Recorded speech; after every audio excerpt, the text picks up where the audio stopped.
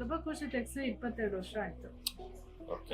ನನ್ ಗರ್ಭಕೋಶ ತೆಗ್ಸಕ್ ಹೋದಾಗ lady doctor ನಿನ್ ಮದ್ವೆ ಆಗ ಏಜಿ ಗರ್ಭಕೋಶ ತೆಗಿತಿದೀವಲ್ಲೋ ನನಗೆ ಟೆನ್ಷನ್ ಆಗ್ತೈತೆ ಅಂತ ಹೇಳ್ತಿದ್ರು. ಆ ರೂಟ್ ಕಾಸ್ ಅಲ್ಲಿ ಇದೆ. ನಾನು ಆಮೇಲೆ ಅವಾಗ್ಲೇ ಇನ್ನೊಂದು root ಕನ್ಫರ್ಮ್ ಮಾಡ್ಕೊಂಡೆ. ನೀವು ಕೆಲವ್ರಿಗೆ 2 ವರ್ಷ 3 ವರ್ಷ ಅಂದ್ರಲ್ಲ, ಅವ್ರಿಗೆ ಅಷ್ಟೊಂದು ಪ್ರಾಬ್ಲಮ್ ಐತೆ ಅಂದ್ರೆ ನನಗೆ 22 ವರ್ಷ ಆಯ್ತು. ನನ್ಗೆ ಇನ್ನೊಂದು ಪ್ರಾಬ್ಲಮ್ ಬಂದು ಬೆಳಗ್ಗೆ ಎದ್ದ ತಕ್ಷಣ ಕಾಫಿ ಮತ್ತೆ ಬ್ರೆಡ್, ಅದಕ್ಕಿನ್ನ ಡೇಂಜರ್ ಯಾವ್ದಿಲ್ಲ. ಬಟ್ ಒಂದೇ ಪೀಸ್ ಆಗ್ಲಿ ನನಗೆ ಬೇಕಿತ್ತು. ನೀವ್ ಹೇಳಿರಲ್ಲ ಕೆಟ್ಟ ಅಭ್ಯಾಸ ಇಷ್ಟ ತಗೊಂಡ್ರು ಪ್ರಾಬ್ಲಮ್, ಇಷ್ಟ ತಗೊಂಡ್ರು ಪ್ರಾಬ್ಲಮ್, ಅದು ಸಮಸ್ಯೆ. ಹೋದ್ರೆ ಹಸಿ ಕಾಳೆಲ್ಲ ಬಿಟ್ಬಿಡಿ ಅಂತ ಹೇಳೋರು. ಬಟ್ ನೀವ್ ಅದೇನು ಹೇಳಿಲ್ಲ. ಯಾಕಂದ್ರೆ ಹಸಿ ಅದ್ರಲ್ಲಿ ಸಮಸ್ಯೆ ಇಲ್ಲ. ನಮ್ಮ ದೇಹದಲ್ಲಿ ಅಸಿಡಿಟಿ ಲೆವೆಲ್ ಜಾಸ್ತಿ ಇದೆ. ಅವನ್ನ ಹೈ ಪ್ರೋಟೀನ್ ಇದೆ, ಕಾಳುಗಳಲ್ಲಿ ಹೈ ಪ್ರೋಟೀನ್ ಇದೆ. ಅವನ್ನ ಡೈಜೆಸ್ಟ್ ಮಾಡ್ಕೊಳಕ್ ಆಗ್ತಾ ಇಲ್ಲ. ಅದು ಡೈಜೆಸ್ಟ್ ಮಾಡ್ಕೊಳೋ ಶಕ್ತಿ ಬಂದ್ರೆ ಸರಿ ಆಗುತ್ತೆ. ಅಲ್ಲಿ ಅಡ್ಮಿಟ್ ಆದಾಗಲೂ ನನ್ಗೆ 56-60 ESR ಬಂದಿದ್ದು.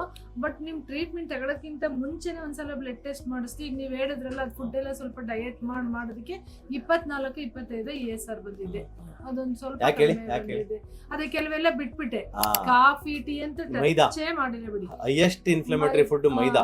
ಬ್ರೆಡ್ ತಿಂದ್ರಲ್ಲ, ಬ್ರೆಡ್ ಅವಾಯ್ಡ್ ಮಾಡಿದ್ರಲ್ಲ, ಬ್ರೆಡ್ ಅವಾಯ್ಡ್ ಮಾಡಿರೋದ್ರಿಂದ ESR ಕಡಿಮೆ. ಬಟ್ ಬೇಕರಿದು ಗೋಬಿ ಆ ತರದೆಲ್ಲ ಯಾವ್ದು ಬೇಡ, ಸಾಕಲ್ಲ ಮೇಡಮ್. ಹೌದು ಸರ್, ಬ್ರೆಡ್ಡೇ ಸಾಕಲ್ಲ ಮೇಡಮ್, ಬೇರೆ ಏನ್ ಬೇಕು? ರಿಫೈಂಡ್ ಆಯಿಲ್ ಹೇಳ್ತಾರೆ, double refined, triple refined oil use ಮಾಡಿ ಆರ್ಟ್ ಒಳ್ಳೇದು ಅಂತ. ಇವಾಗ 50 ವರ್ಷದ ಮುಂಚೆ ಆರ್ಟ್ ಸಮಸ್ಯೆಗಳು ಜಾಸ್ತಿ ಇದ್ವು, ಇವಾಗ ಜಾಸ್ತಿ ಇದೆ. ಅವಾಗ ಬೆಣ್ಣೆ ತುಪ್ಪ ಜಾಸ್ತಿ ಯೂಸ್ ಮಾಡ್ತಾ ಇದ್ರ, ರಿಫೈಂಡ್ ಆಯಿಲ್ ಯೂಸ್ ಮಾಡ್ತಾ ಇದ್ರ. ರಿಫೈಂಡ್ ಆಯಿಲ್ ಅವಾಗಿತ್ತ, ಇವಾಗ ತಾನು ರಿಫೈಂಡ್ ಆಯಿಲ್ ಜಾಸ್ತಿ ಆಗಿದೆ. ಇಷ್ಟೇ ಅರ್ಥ ಮಾಡ್ಕೋಬೇಕು ಮೇಡಮ್. ನಮ್ ಫ್ಯಾಮಿಲಿಲೇ ಒಂದ್ 15 ಜನ ಪ್ರಾಬ್ಲಮ್. ನಮ್ ದೊಡ್ಡ ಫ್ಯಾಮಿಲಿ, ನಮ್ದು ಒಂದ್ 60 ಜನ ಒಂದೇ ಏರಿಯಾದಲ್ಲಿ ಒಂದೇ ಕಡೆ ಇದೀವಿ, ಹಾಸನಲ್ಲಿ. ಎಲ್ಲ ಅವ್ರು ಹೇಳೋದು, ನೀನ್ ಎಲ್ಲಾ ಕಡೆ ಸುತ್ತಿದೀಯಾ, ನಿನ್ಗೆ ಏನು ಸರಿ ಹೋಗಲ್ಲ, ಸುಮ್ನೆ ನಿನ್ ನಂಬಿಕೆ, ನೀನ್ ಸರಿ ಹೋದ್ರೆ ನಾವ್ ಬರ್ತೀವಿ, ನೀನ್ ಸರಿ ಹೋದ್ರೆ ನಾವ್ ಬರ್ತೀವಿ.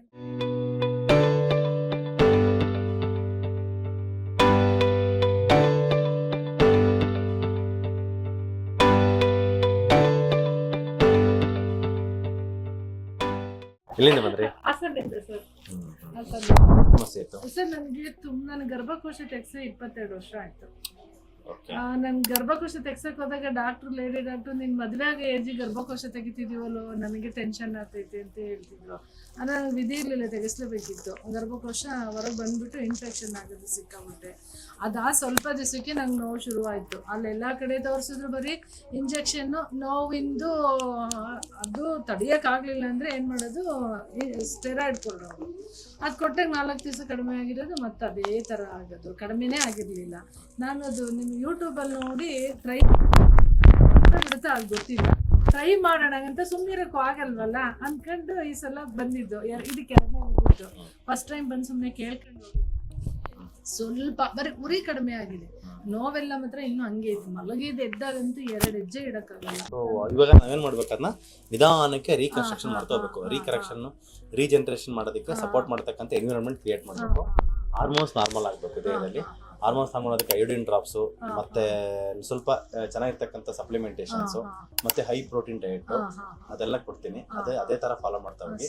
ಮುಖ್ಯವಾಗಿ ನಮ್ಮ ಹಾರ್ಮೋನ್ ನ ಡ್ಯಾಮೇಜ್ ಮಾಡೋದು ಬಂದು ಸಕ್ಕರೆ ಮತ್ತೆ ರಿಫೈಂಡ್ ಆಯಿಲ್. ಸರ್ ನಾನು ನಿಮ್ಗೆ ಇನ್ನ ಸರ್ ನಾವು ಕೊಬ್ಬರಿ ಎಣ್ಣೆ ಶುರು ಮಾಡಿ 8 ವರ್ಷ ಆಯ್ತು. ನಾನು ಹೇಳ್ತಿರೋದು ಓವರ್ ಆಲ್ ಒಂದು ಅಂಶದಿಂದಾನೇ ಇದಾಗತ್ತೆ ಅಂತಲ್ಲ. ಇದು ಹೆಂಗ ಕಾಂಪಿಟೇಷನ್. ಎಕ್ಸಾಂಪಲ್, ಒಬ್ರು ಟೀ ಕುಡಿತಾರೆ, ಆ ಟೀ ನಲ್ಲಿ 3 ಡೇಂಜರ್. ಯಾವ್ದು? ಹಾಲ್ ಡೇಂಜರ್, ಯಾಕಂದ್ರೆ ಅದು ವಯಸ್ಸಾಗಿರೋ ಡೇಂಜರ್, ಅದು ಕಂಪಲ್ಸರಿ. ಮತ್ತೆ ಸಕ್ಕರೆ ಅಥವಾ ಬೆಲ್ಲ 2 ಆಗ್ತಾರೆ, 2 ಕೂಡ ಫ್ರಕ್ಟೋಸ್, ಅದು ಡೇಂಜರ್. ಆ ಟೀ ಪುಡಿ ಮತ್ತೆ ಕಾಫಿ ಪುಡಿ, ಅದರಲ್ಲಿ ತುಂಬಾ ಸಮಸ್ಯೆಗಳು. ಮೆಗ್ನೀಷಿಯಂ ಕಮ್ಮಿ ಆಗೋದು ದೇಹದಲ್ಲಿ, ಮತ್ತೆ ಅಸಿಡಿಕ್ ಮಾಡದ್ಬಿಟ್ಟು ಅದೆಲ್ಲ. ಸೊ 3 ಡಯಟ್ ಮಿಕ್ಸ್ ಆಗಿರ್ತಕ್ಕಂಥ ಸಮ್ಮಿಲನ ಬಂದು ಟೀ, ಕಾಫಿ. ಅದೇ ತರನೇ ನಿಮ್ದು ಇವಾಗ ರಿಫೈಂಡ್ ಆಯಿಲ್ ಯೂಸ್ ಮಾಡಿಲ್ಲ ನೀವು, ಸ್ಯಾಚುರೇಟೆಡ್ ಫ್ಯಾಟ್ ಯೂಸ್ ಮಾಡಿಲ್ಲ, ಅದರಿಂದ ಆಗ ಬೆನಿಫಿಟ್ ಆಗಿರುತ್ತೆ. ಬಟ್ ಏನೋ ಒಂದು 10 ಐಟಮ್ಸ್ ನಾವು ಅವಾಯ್ಡ್ ಮಾಡ್ಬೇಕಂತೀವ, ಅದ್ರಾಗ ಯಾವ್ದಾರ ಒಂದು ಬಾಡಿಗೆ ಹೋಗ್ತಾನೆ ಇರುತ್ತೆ. ಅದೆಲ್ಲ ನೀವು ಕರೆಕ್ಟ್ ಆಗಿ ತಗೊಂಡಿದ್ರು ಕೂಡ ಇಸ್ಟ್ರೆಕ್ಟಮಿ ಆಗಿದೆಯಲ್ವಾ, ಆ ಇಸ್ಟ್ರೆಕ್ಟಮಿ ಆಗಿರೋದೇನೆ ಒಂದು ಮೇಜರ್ ವಿಷಯ ಅದು.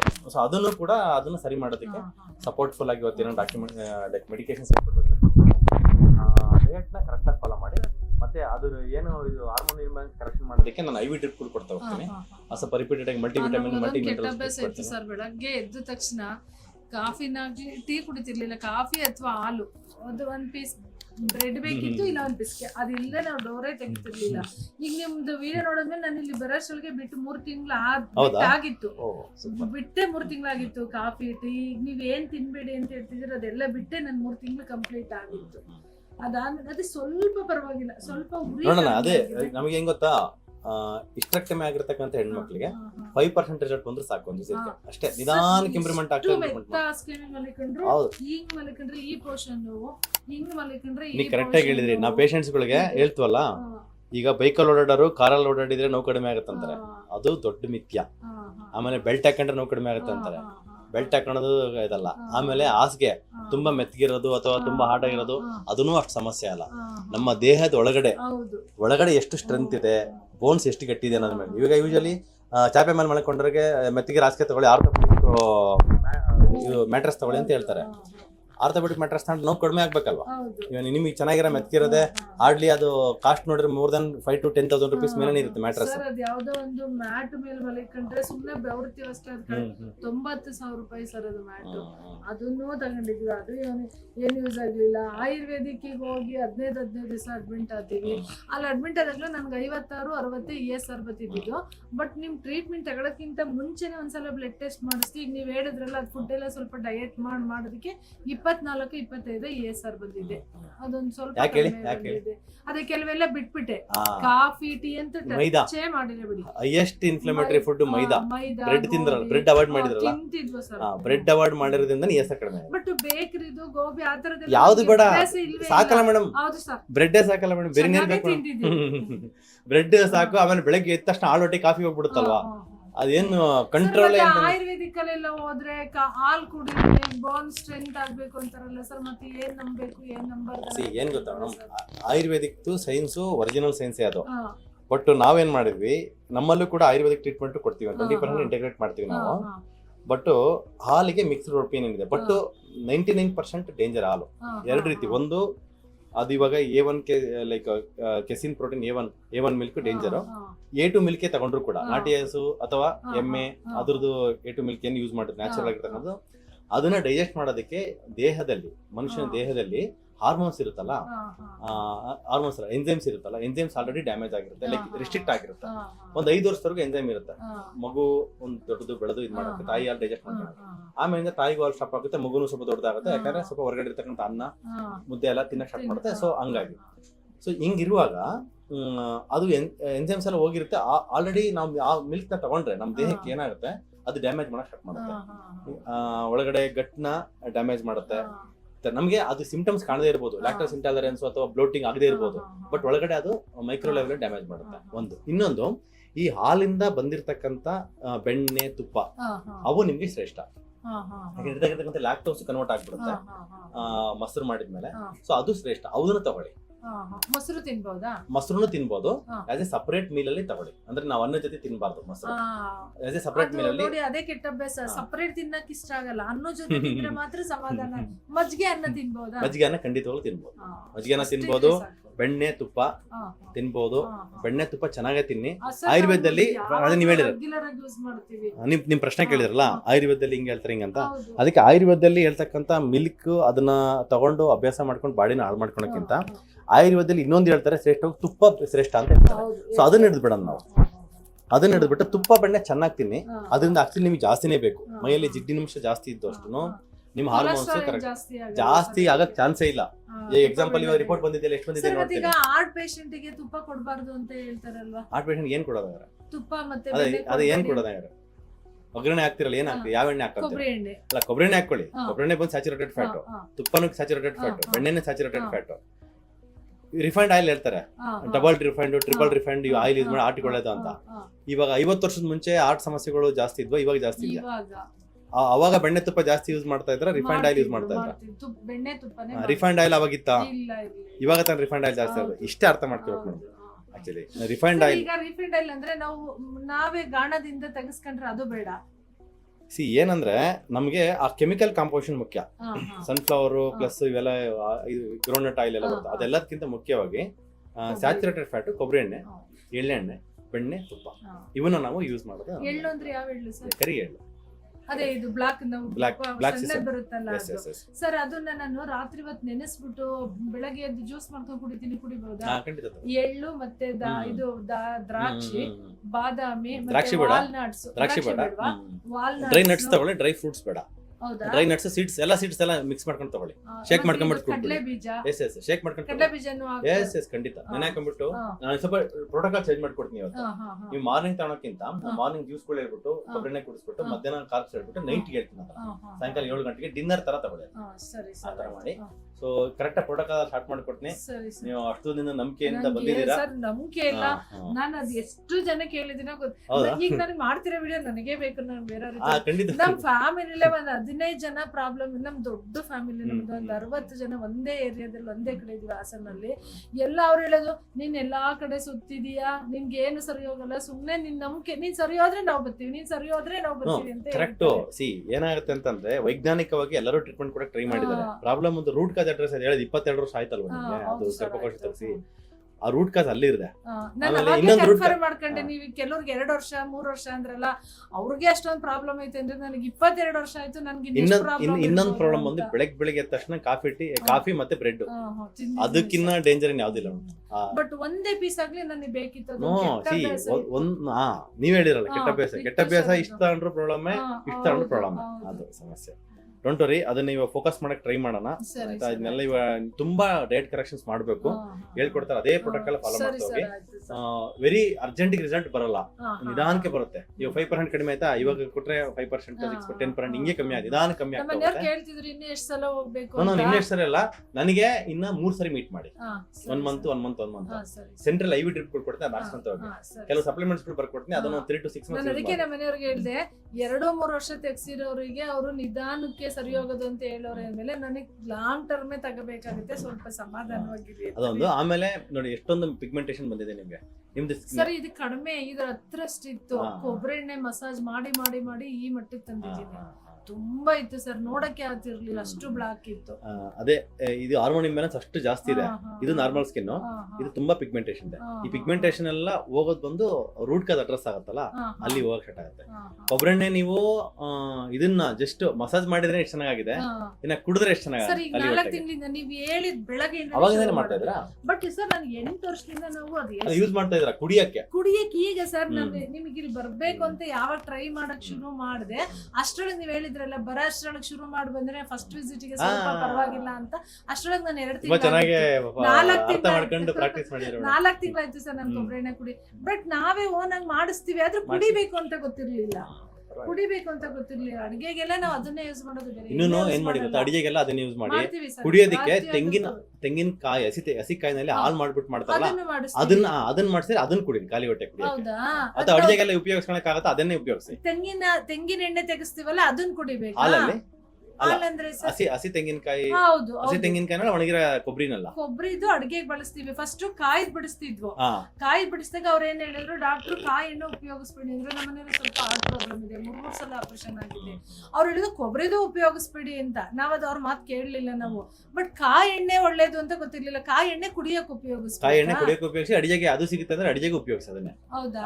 ಆಕ್ಚುಲಿ ಕೊಬ್ಬರಿಗಿಂತ ಕಾಯ್ದು ಹಸಿ ತೆಂಗಿನಕಾಯಿದು ಕೊಬ್ಬರಿ ಎಣ್ಣೆ, ಅದನ್ನ cold press Virgin coconut oil ಅಂತ ಕರೀತಾರೆ, ಅದನ್ನ ಯೂಸ್ ಮಾಡಿ. ಇದನ್ನ ತೆಂಗಿನ ಕೊಬ್ಬರಿ ಸೆಕೆಂಡ್ ಆಪ್ಷನ್, ಇದು ಯಾವತ್ತು ಫಸ್ಟ್ ಆಪ್ಷನ್. ನಾವು ಫಸ್ಟ್ ಆಪ್ಷನ್ ಇಲ್ದಿರ್ತಕ್ಕಂಥವ್ರಿಗೆ ಅನಿವಾರ್ಯವಾಗಿ ಇದನ್ನ ತಗೊಳ್ಳಿ ಅಂತ ಹೇಳ್ತೀವಿ. ಹಂಗಾರೆ ನಮಗೆ ಕಾಯಿನೇ ಆರಾಮ ಸಿಗುತ್ತೆ ಸರ್. ಕಾಯ್ದೆ ತೆಗ್ದು ಬಿಡಿಸ್ಬಿಡ್ತೀವಿ, ಯಾಕೆಂದ್ರೆ ನಮ್ ತೋಟದ ಪಕ್ಕನೆ ಮಿಲ್ ಇದೆ ಅಲ್ಲಿ. ಇನ್ನೊಂದ್ ನಮ್ ಕಣ್ಣೆದ್ರಿಗೆ ಕೊಟ್ಬಿಡ್ತಾರೆ ಅವರು. ಹಂಗಾಗಿ ಕೊಬ್ಬರಿ ಬಿಟ್ಟು ಕಾಯಿ ಎಣ್ಣೆನು ಅಲ್ಲ, ತೆಂಗಿನಕಾಯಿ ಅದನ್ನ ಮಿಲ್ಲಲ್ಲಿ ಮಾಡಲ್ಲ, ಅದನ್ನ ಮಿಕ್ಸಿನಲ್ಲಿ ಮಾಡಿ ಮಿಷಿನ್ ಅಲ್ಲಿ ಹಾಕಿ ಮಾಡಲ್ಲ. ಅದೇನ್ ಮಾಡ್ಬೇಕು ಅಂದ್ರೆ, ಅದನ್ನ ತೆಂಗಿನಕಾಯಿನ ಹಾಲ್ ತೆಗಿತಾರೆ, ಹಾಲ್ ತೆಗೆದ್ಬಿಟ್ಟು ಅದನ್ನ ಫ್ರಿಜ್ ಅಲ್ಲಿ ಇಡ್ತಾರೆ, ಫ್ರೀಜರ್ ಅಲ್ಲಿ. ಆಗ ಎಣ್ಣೆ ಸಪರೇಟ್ ಆಗಿ ಬರುತ್ತೆ. ಅದು ಕೊಟ್ಟು ಇದು ಮೆಥಡ್ ಬೇರೆ ತರ ಇದೆ. ತೆಂಗಿನಕಾಯಿನಲ್ಲಿ ಎಣ್ಣೆ ಮಾಡಿ ಕೊಡ್ತಾ ಇದಾರೆ ಅವರು ನಿಮ್ಮನೆ ಹತ್ರ. ತೆಂಗಿನಕಾಯಿನಲ್ಲೇ ಮಾಡ್ತಾರೆ. ಹೆಂಗ್ ಮಾಡ್ತಾರೆ ಸರ್? ಅದ್ ನಾವು ನೋಡಿಲ್ಲ. ಅದೇನೋ ತುರ್ದು ಏನೋ ಪ್ಲೇಟ್ ಮೇಲೆ ಹಾಕಿ ಒಣಗಿಸ್ಬಿಟ್ಟು ಏನೋ ಮಾಡ್ತಾರಂತೆ. That is also good. That method is ಅವ್ರು ಮಾಡಿ ಕೊಡ್ತಾರೆ ನಿಮ್ಗೆ ಕೊಟ್ರೆ ಅವಾಗ ಯೂಸ್ ಮಾಡಿ. ಆಕ್ಚುಲಿ ನಮ್ಮ ಫಾರ್ಮಸಿನಲ್ಲಿ ಇವಾಗ ಯಾವ್ದೋ ಒಂದು ಕೊಬ್ಬರಿ ಎಣ್ಣೆ ಯೂಸ್ ಮಾಡ್ತಾ ಇದೀವಿ, ಎಲ್ಲ ಪೇಷಂಟ್ಸ್ ಗಳ ಕೊಡ್ತೀವಿ. ಅದು ಅದೇ ತರ ಮೆಥಡ್ ಅಲ್ಲಿ ಮಾಡೋದು. ಅದನ್ನು ಕೂಡ ಅಷ್ಟೇ, ಹಾಲಲ್ಲಿ ಮಾಡಿರೋದೇ ಸೇಮ್ ಈಕ್ವಲ್ ಆಗುತ್ತೆ. ಅದೇನ್ ಮಾಡುತ್ತೆ, ತುರಿತಾರೆ ಕೊಬ್ಬರಿ ಎಣ್ಣೆ, ತುರಿದ್ಬಿಟ್ಟು ಅದನ್ನ ಲೈಟ್ ಆಗಿ ಉರಿತಾರೆ, ಆಮೇಲೆ ಅದನ್ನ ಹಿಂಡ್ತಾರೆ ಎಣ್ಣೆ. ಸರಿ ಸರ್, ಆಯ್ತು. ಅದೇ ಈಗ 15 ದಿವಸಕ್ಕೊಂದು ಇಂಜೆಕ್ಷನ್ IV ಡ್ರಿಪ್ 15 ದಿನಕ್ಕೊಂದ್ಸರಿ ಬಂದು ಒಂದು 10 ಡ್ರಿಪ್ ಬೇಕದು. 15 ದಿನ 4 to 5 months ಆಗುತ್ತೆ. ಅಷ್ಟೊಳಗಡೆ ಐ ಎಕ್ಸ್ಪೆಕ್ಟ್ ಅಟ್ಲೀಸ್ಟ್ 90% ರಿಕವರಿ. ಅದು ನಂಗೆ ಮೇಂಟೈನ್ ಮಾಡ್ಕೊಂಡು ತಗೋಬೇಕು. ಮಗಳು ಪ್ರೆಗ್ನೆಂಟ್ ಇದ್ದಾಳೆ, ಅವಳಿಗೆ 7ನೇ ತಿಂಗಳಿಗೆ ನಾನು ಕರ್ಕೊಂಡ್ ಬರ್ಬೇಕು. ಅಷ್ಟರೊಳಗೆ ಈಗ 3 ತಿಂಗಳು ಅಟ್ಲೀಸ್ಟ್ ನಾನು ಕರ್ಕ ಬಂದವಳಿಗೆ ಒಂಚೂರು ಇದು ಆರೈಕೆ ಮಾಡೋ ಅಷ್ಟಾರು ನಾನು ಸರಿ ಹೋಗ್ಬೇಕು ಸರ್. ಯಾಕಂದ್ರೆ ಬಾಣಂತನ ಮಾಡೋದೇನು ಸ್ವಲ್ಪ ಅಲ್ಲ, ನಾವು ಫಿಟ್ ಆಗಿರ್ಬೇಕು. ಇವಾಗ ಎಲ್ಲ ಹೆಣ್ಮಕ್ಳಿಗೆ ಹೆಂಗಾಗತ್ತೆ, ಒಂದು 48-50 ವರ್ಷ ನೋಡಿ ನಾನು ನಮ್ಮ ಮನೆಯಲ್ಲೇ ಮಾಡಿಸ್ಕೊತೀನಿ ಬಿಡು, ನೀನ್ ಇಲ್ಲಿ ಬರೋದೇ ಇಲ್ಲ, ನಾನು ನಿನ್ನೆ ಒಬ್ರು ನೋಡ್ಬೇಕು. ಅದು ಓಕೆ, ಅದು ಅವಾಯ್ಡ್ ಆಯ್ತು, ಅವ್ರಿಗೆ ಪೇನ್ ಇಲ್ದಂಗೆ. ಬಟ್ ಪ್ರಾಬ್ಲಮ್ ಏನಾಗುತ್ತೆ ಗೊತ್ತಾ, ನಿಮ್ ಪೇನ್ ಹೆಂಗ್ ವಾಸಿ ಆಯ್ತಾ, ಎಕ್ಸ್ಟ್ರಾ ಕೆಲಸ ಒಂದು ಅವಾಯ್ಡ್ ಆಯ್ತು, ಬಟ್ ಪೇನ್ ಹೋಯ್ತಾ. ಅದಕ್ಕೆ ನಾವು ಅವ್ರಿಗೆ ಬಾಣಂತನ ಮಾಡ್ತೀವೋ ಬಿಡ್ತೀವಿ ಸೆಕೆಂಡರಿ. ಫಸ್ಟ್ ನಮ್ಮ ದೇಹದಲ್ಲಿರ್ತಕ್ಕಂಥ ನೋವುಗಳು ಇಲ್ದಂಗೆ ನಮ್ಮ ಮನೆಯವ್ರ ಗಲಾಟೆ ಕೆಲಸ ಮಾಡ್ಬೇಡ, ಎಲ್ಲದಕ್ಕೂ ಜನ ಇಟ್ಕೊ ಅಡ್ಗೆ ಒಂದ್ ಮಾಡು ಅಂತ. ನಾನು ಇನ್ನೂ ಸೋಂಬೇರಿ ಆಗ್ಬಿಡ್ತೀನಿ, ಬೇಡ ಅಟ್ಲೀಸ್ಟ್ ನಮ್ ಕೆಲಸ ನಾವು ಫಿಸಿಕಲ್ ಆಕ್ಟಿವಿಟಿ, ಫಿಸಿಕಲ್ ಸರ್. ಯೋಗ ಓದ್ತೀನಿ, ವಾಕ್ ಓದ್ತೀನಿ, ಎಲ್ಲಾ ಮಾಡ್ತೀನಿ ಸರ್. ಅವ್ರು ಹೇಳಿದ್ದು ಇಷ್ಟ ಮಾಡೋತಿಗೆ ಇಷ್ಟಾರು ಇದೆಯಾ, ಇಲ್ಲಾಂದ್ರೆ ಇನ್ನೂ ನಿನ್ ಕೈ ಹಿಡಿದು ಓಡಾಡಿಸ್ಬೇಕಾಗಿತ್ತು ಅನ್ಸುತ್ತೆ. ನಾನೇನೆಲ್ಲ ಒರೆಸ್ಕೊತೀನಿ, ಎಲ್ಲ ನಾನೇ ಮಾಡ್ತೀನಿ. ಏನ್ ಗೊತ್ತಾ, ಫಿಸಿಕಲ್ ಆಕ್ಟಿವಿಟಿ ವೈಸ್, ಹೌದು, ಫಿಸಿಕಲ್ ಆಕ್ಟಿವಿಟಿ ವೈಸ್ ಕೆಲಸ ಮಾಡೋದ್ರ ವೈಸ್ ಕರೆಕ್ಟ್ ಆಗಿ ಮಾಡಿದೀರಾ. ಹೌದು. ಫುಡ್ ವೈಸ್ ಇವಾಗ 3 months ಇಂದ ಕರೆಕ್ಷನ್ ಮಾಡಿದ್ರೆ, ಇನ್ನೊಂದ್ ಸ್ವಲ್ಪ next level fine tuning diet correction ಹೇಳ್ಕೊಡ್ತೀನಿ, ಅದನ್ನ ಮಾಡಿ. ಅದಾದ್ಮೇಲೆ ಏನು ಒಳಗಡೆ ಚೇಂಜಸ್ ಆಗಿದೆಯಾ, 15 ದಿವಸ ಆಯುರ್ವೇದಿಕ್ ಅಲ್ಲಿ ಅಡ್ಮಿಟ್ ಆದ್ರೂ 56ಗಿಂತ ESR ಕಡಿಮೆ ಆಗಿರ್ಲಿಲ್ಲ. ಇಲ್ಲಿ ಬರೋ ಅಷ್ಟ್ರಲ್ಲಿ ಸ್ವಲ್ಪ ESR ಕಡಿಮೆ ಆಯ್ತು. ಅಲ್ಲ ಇಲ್ಲ ಸರ್, ಫುಡ್ ಎಲ್ಲ ಇದ್ ಮಾಡಿದ್ನಲ್ಲ. ಅದ್ರ ಅರ್ಥ ಏನು, ನಮ್ ಯೂಟ್ಯೂಬ್ ಅಲ್ಲಿ ದಿನ ಹಾಕ್ತಿರೋ ಪೋಸ್ಟರ್ಸ್, ಇನ್ಫ್ಲಮೇಟರಿ ಫುಡ್, ಉರಿ ಊತ ಬರ್ತಕ್ಕಂತ ಫುಡ್ ದಯವಿಟ್ಟು ಅವಾಯ್ಡ್ ಮಾಡಿ. ಯಾವುದು ಅಲ್ಲ, ಅದು ಅಂದ್ರೆ ಉರಿ ಊತ ಇನ್ಫ್ಲಮೇಷನ್, ಕನ್ನಡದಲ್ಲಿ ಉರಿ ಊತ ಅಂತ ಕರೀತಾರೆ. ಸೊ ಹಣ್ಣು ಯಾವ್ದು ಬೇಡ ಸದ್ಯಕ್ಕೆ, ಫ್ರಕ್ಟೋಸ್ ಯಾವ್ದು ಬೇಡ ಸದ್ಯಕ್ಕೆ. ಒಂದು 6 months ಅವಾಯ್ಡ್ ಮಾಡಿ ಫ್ರಕ್ಟೋಸ್. ಆಮೇಲಿಂದ ಬಾಡಿ ಎಲ್ಲ ಚೆನ್ನಾಗಲಿ. ಏನೇನೆಲ್ಲ ಅನ್ವಾಂಟೆಡ್ ಫ್ರಕ್ಟೋಸ್ ಕಂಟೆಂಟ್ ಇರುತ್ತೆ ಬಾಡಿಯಿಂದ, ಫ್ರಕ್ಟೋಸ್ ಅನ್ನೋದೆಲ್ಲ ಕಡಿಮೆ ಆಗ್ಬಿಟ್ಲಿ.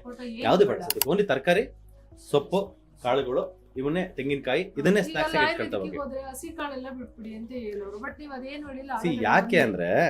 ಯಾಕಂದ್ರೆ ಹಸಿ ಅದ್ರಲ್ಲಿ ಸಮಸ್ಯೆ ಇಲ್ಲ. ನಮ್ಮ ದೇಹದಲ್ಲಿ ಅಸಿಡಿಟಿ ಲೆವೆಲ್ ಜಾಸ್ತಿ ಇದೆ, ಅವನ್ನ ಹೈ ಪ್ರೋಟೀನ್ ಇದೆ ಕಾಳುಗಳಲ್ಲಿ, ಹೈ ಪ್ರೋಟೀನ್ ಇದೆ, ಅವನ್ನ ಡೈಜೆಸ್ಟ್ ಮಾಡ್ಕೊಳಕ್ ಆಗ್ತಾ ಇಲ್ಲ.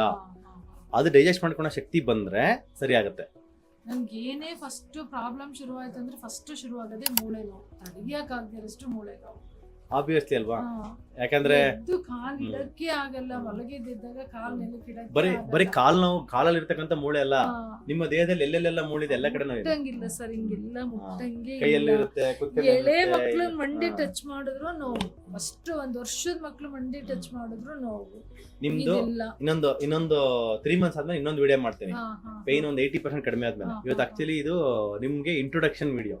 ಅಂದ್ರೆ ನೀವ್ ಯಾಕೆ ಈ ವಿಡಿಯೋ ಮಾಡಿದ ಉದ್ದೇಶ ಬಂದು, ನೀವು ಡಯಟ್ ಬಗ್ಗೆ ಸ್ವಲ್ಪ ತಿಳ್ಕೊಂಡಿದ್ರ, ಇಲ್ಲಿ ಬರೋಕ್ಕಿಂತ ಮುಂಚೆ ಡಯಟ್ ಮಾಡಿದ್ರೆ 2 ತಿಂಗಳಾಗಿತ್ತು ನಾನು ಶುರು ಮಾಡಿ. ಸೊ ಅದರಿಂದ ESR ಕಡಿಮೆ ಆಗಿದೆ.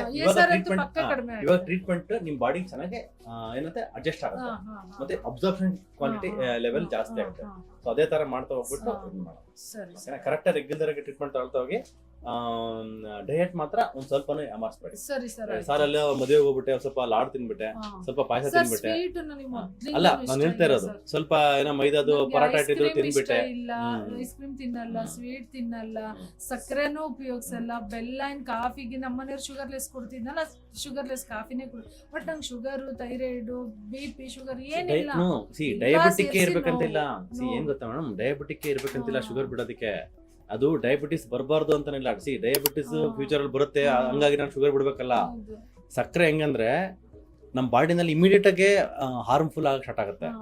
ಜಸ್ಟ್ ಸಕ್ಕರೆ ನೀರ್ನ ಒಂದ್ ಸ್ವಲ್ಪ ನೆಲದ ಮೇಲೆ ಹಾಕಿ, ಆಮೇಲೆ ಅದ ಒಣಗಿದ್ಮೇಲೆ ಸ್ವಲ್ಪ ಹಿಂಗ್ ಅನ್ನಿ, ಹೆಂಗ್ ಅಂಟ್ಕೊಳತ್ತೇಳಿ ಬಿಳಿ ಆಗತ್ತೆ. ಅದು ಸಕ್ಕರೆ ಬಗ್ಗೆ ಒಂದು ದೊಡ್ಡ ಅಧ್ಯಯನನೇ ಇದೆ. ಅದು 100 ವರ್ಷದ ಮುಂಚೆ ಆಗಿರ್ತಕ್ಕಂಥ ಅಧ್ಯಯನ, ಅದನ್ನ ಹೇಳ್ತೀನಿ. ಸದ್ಯಕ್ಕೆ ನಾವು ಅವಾಯ್ಡ್ ಮಾಡ್ಕೊಳ್ಳಿ, ಓಕೆನಾ? Thank you madam. ಎಳ್ಳಿಂದೆಲ್ಲ ಅದು ಅದೆಲ್ಲ ಮಾಡಿ, ನಟ್ಸ್, ಸೀಡ್ಸ್ ಎಲ್ಲ ಕಂಟಿನ್ಯೂ ಮಾಡಿ.